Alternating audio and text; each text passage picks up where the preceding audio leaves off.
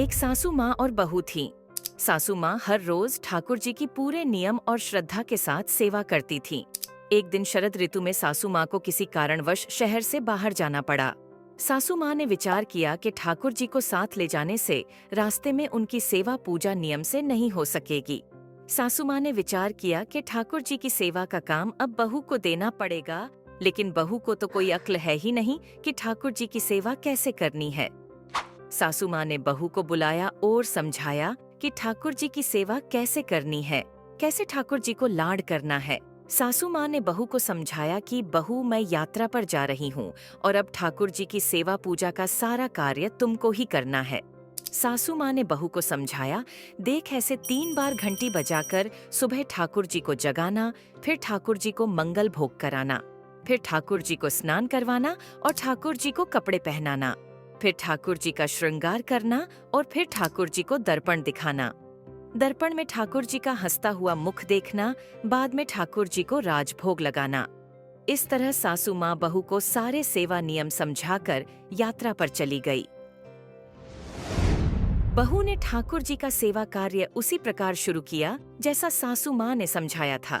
ठाकुर जी को जगाया, नहलाया, कपड़े पहनाए, श्रृंगार किया और दर्पण दिखाया। सासू माँ ने कहा था कि दर्पण में ठाकुर जी का हंसता हुआ मुख देखकर ही राजभोग लगाना। दर्पण में ठाकुर जी का हंसता हुआ मुख न देखकर बहू को बड़ा आश्चर्य हुआ। बहू ने विचार किया, शायद मुझसे सेवा में कहीं कोई गलती हो गई है, तभी दर्पण में ठाकुर जी का हंसता हुआ मुख नहीं दिख रहा। बहू ने फिर से ठाकुर जी को नहलाया, श्रृंगार किया, दर्पण दिखाया, लेकिन ठाकुर जी का हंसता मुख नहीं दिखा। बहू ने फिर विचार किया कि शायद फिर से कुछ गलती हो गई, तो फिर से ठाकुर जी को नहलाया, श्रृंगार किया, दर्पण दिखाया। जब ठाकुर जी का हंसता हुआ मुख नहीं दिखा, बहू ने फिर से ठाकुर जी को नहलाया। ऐसे करते करते बहू ने ठाकुर जी को 12 बार नहलाया। हर बार दर्पण दिखाया, मगर ठाकुर जी का हंसता हुआ मुख नहीं दिखा।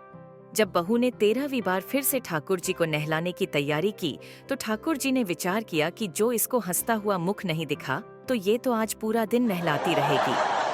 अब बहू ने ठाकुर जी को नहलाया, श्रृंगार किया और दर्पण दिखाया। बहू ने जैसे ही ठाकुर जी को दर्पण दिखाया, तो ठाकुर जी अपनी मनमोहनी मंद मंद मुस्कान से हंसे।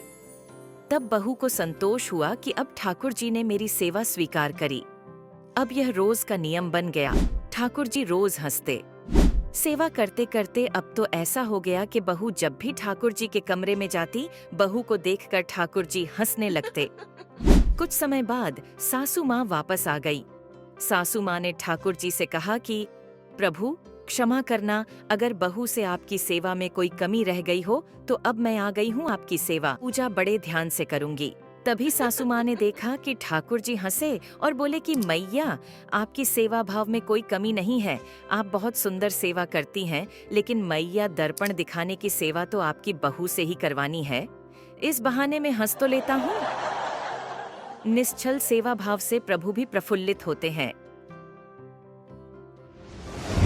For more videos, please like, share and subscribe to Spiritual Katha channel.